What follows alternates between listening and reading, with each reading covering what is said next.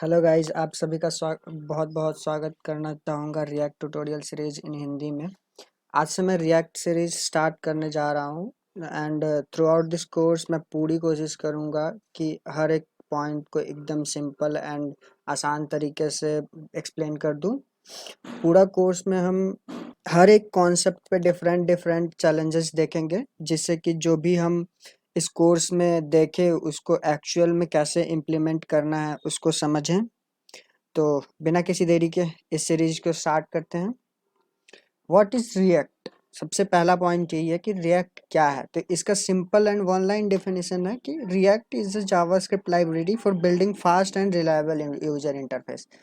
React को use करके हम फास्ट यूजर इंटरफेसेस बनाते हैं। अब यूजर इंटरफेस क्या है? यूजर इंटरफेस का मतलब ये होता है कि जिससे यूजर डायरेक्टली इंटरेक्ट कर सके। मतलब यूजर को जो दिखता है एक्चुअल में, वेबसाइट होता है तो उस पे बटन्स होते हैं, आइकॉन्स होते हैं, तो वो सब पार्ट होता है यूजर इंटरफेस का।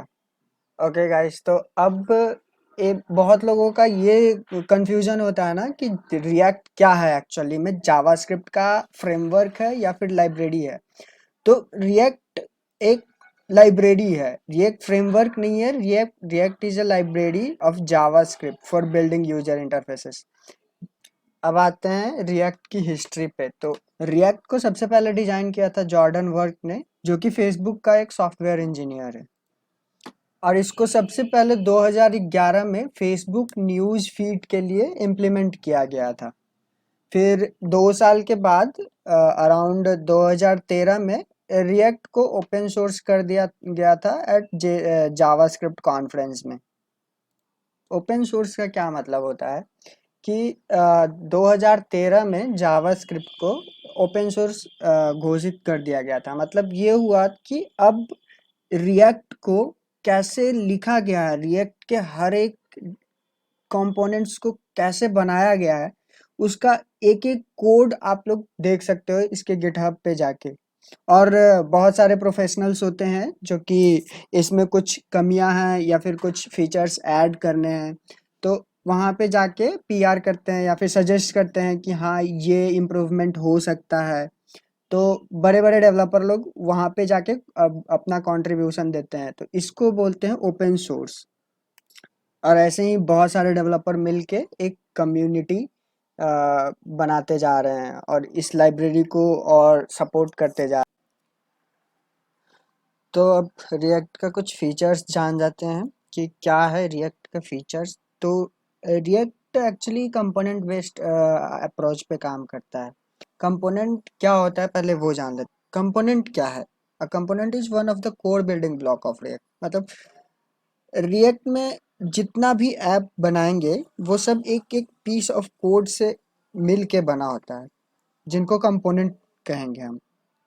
इस कंपोनेंट बेस्ड अप्रोच के कारण कोड रिपीटेशन को हम अवॉइड कर सकते हैं। और अगर आप एक टीम में किसी प्रोजेक्ट पे काम कर रहे हो, मान लो कि आपकी टीम में 10 से 15 लोग हैं और आपको एक पर्टिकुलर प्रोजेक्ट दिया गया है कि हाँ एक एक पर्टिकुलर प्रोजेक्ट दिया गया है कि हाँ आपको एक वेबसाइट बनाना है जिसमें से 10 पेजेस होंगे। 10 पेज के हर पेज में एक नैव बार, ऐसे करके कुछ आप आपसे कुछ क्लाइंट को एक्सपेक्टेशन है कि ऐसा मेरे को चाहिए। तो आपके टीम में 10 लोग हैं, तो आप क्या करोगे? 10 को काम डिवाइड कर दोगे कि हाँ टीम मेंबर 1 आप नैव बार बना लो, होम पेज बना लो। टीम मेंबर 2 आप बॉडी बना लो। टीम मेंबर 3 आप फुटर सेक्शन बना लो, फुटर सेक्शन पे काम कर लो। कोई एक प्रोफाइल पेज पे काम कर लेगा। तो ऐसे करके हम काम डिवाइड कर सकते हैं। रिएक्ट में इसका फ़ायदा क्या है? हम इजीली इसको इंटीग्रेट कर सकते हैं।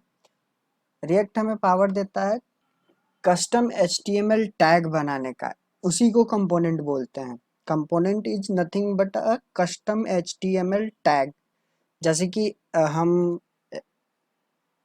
HTML में H1 टैग का यूज करते हैं, P टैग का यूज करते हैं, तो वैसे ही हम कस्टम नैव बार बना सकते हैं। एक नैव बार कंपोनेंट बना लिए और उसको एज ए टैग यूज कर सकते हैं। नैव बार जहाँ पे भी हम नैव बार लिखेंगे, टैग नैव बार टैग यूज करेंगे, वो नैव बार पूरा का पूरा हमारे आउटपुट में दिखने लगेगा। तो इसको बोलते हैं और इसका एक्सटेंशन होता है JSX।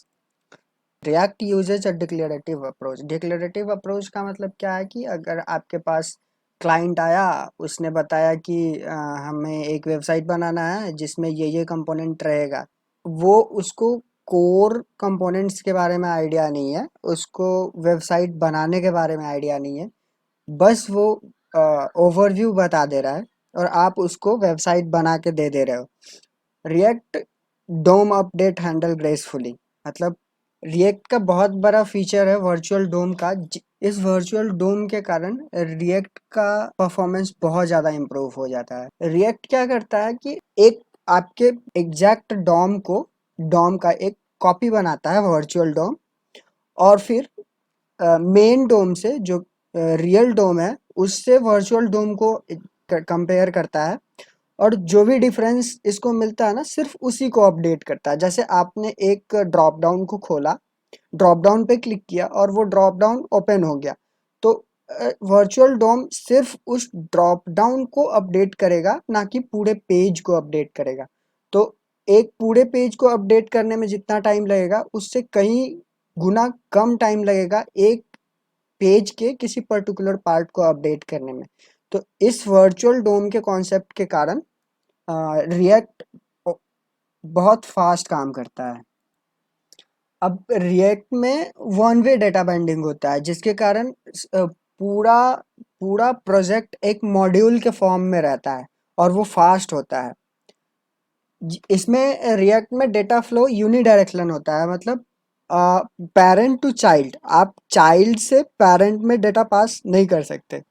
उसके लिए भी अलग एक अप्रोच होता है जिसको हम स्टेट मैनेजमेंट बोलते हैं, तो उसके बारे में देखेंगे हम आगे। And most important, react has huge developer community and debugging tools.